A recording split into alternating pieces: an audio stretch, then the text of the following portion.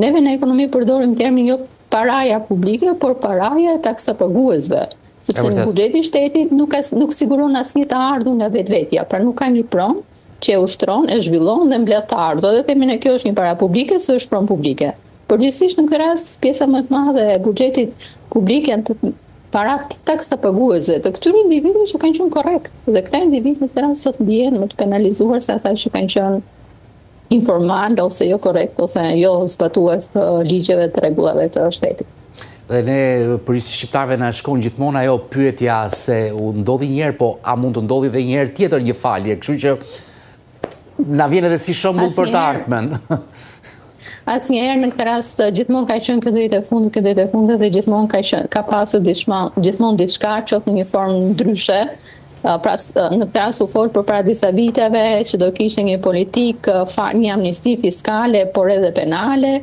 Neve kemi diskutuar edhe në studio për disa vite rresh në këtë rast dhe gjithmonë ka një formë ndryshe që sillet. Por në vetvete është sërish një falje detyrimi për të cilën ke qenë i detyruar në një kohë caktuar të realizosh, nuk e ke realizuar dhe këtu në këtë rast ty të lehtësohet ky detyrim.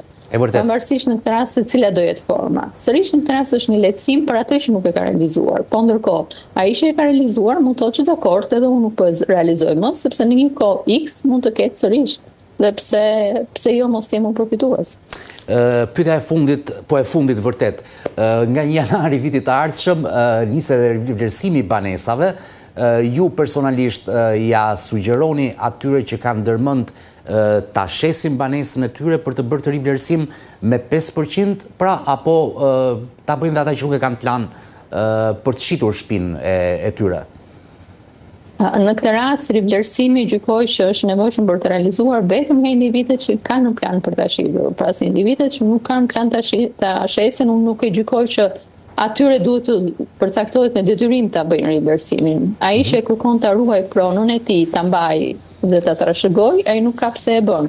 Më shumë interes ka ta bëjë rivlerësimin ai qytetari që do ta shesi në mënyrë që detyrimi i tij ta tirmor, që është në këtë rast përqindja mbi vlerën e fitimit nga vlera e çmimit të shitjes me çmimin e blerjes që e ka bërë është më e vogël dhe që ai në këtë rast të përfitojë. Pra të mbrohet në këtë pjesë, duke marrë konsiderat që vlerat e pronave në Shqipëri, sidomos në vitet e fundit, kanë pasur një rritje shumë të lartë eksponenciale në krahasim me rritjet natyrale, do themi.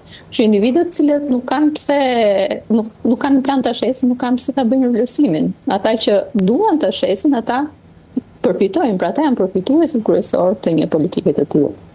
Dhe në këto minuta ka qenë një bisedë shumë interesante për bonusin e pensionistëve, për rritjen e pensioneve padyshim, për çështjen e faljeve të gjobave dhe për rivlerësimin e banesave. Zonja Nune, unë të falenderoj shumë për idetë dhe analizën tuaj. Unë falenderoj sërish, por nëse kam vetëm pak sekonda kohë, do doja t'i kujtoja qytetarët e gjithë pensionistë se vërtet ata përfitojnë një të drejtë për të tërhequr bonusin dhe ky bonus ka filluar nga 1 dhjetori 2025, por ka dhe një afat fundor, që është në këtë rast 30 qershori 2026. Nëse ata nuk e tërheqin brenda kësaj periudhe, ata në këtë rast nuk e gëzojnë këtë drejt. Pra do thotë nga 1 korriku 2026, gjithë vlerat e bonuset që nuk janë tërhequr nga pensionistët rikthehen në buxhetin e shtetit. Ndaj siç jepet, unë do të doja që të kujtoja pikërisht afatin fundor. Mos harroni, brenda 3 qershorit 2026 ju duhet ta tërhiqni në të fundit, nuk e keni më të drejtë. Dhe besoj që kujtesa kryesore është për pensionistët që nuk jetojnë në Shqipëri.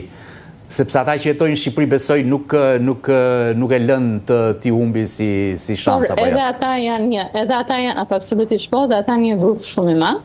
Dhe këtë e sjell në kujtesë në këtë rast sepse ka shumë raste që individët e kanë humbur, sidomos pikërisht ata të cilët jetojnë jashtë shtetit, që nuk kanë mundësi ose nuk kanë ardhur gjatë kësaj periudhe dhe ka shumë forma të cilat ata duhet realizojnë për të mos e humbur këtë të drejtë që është.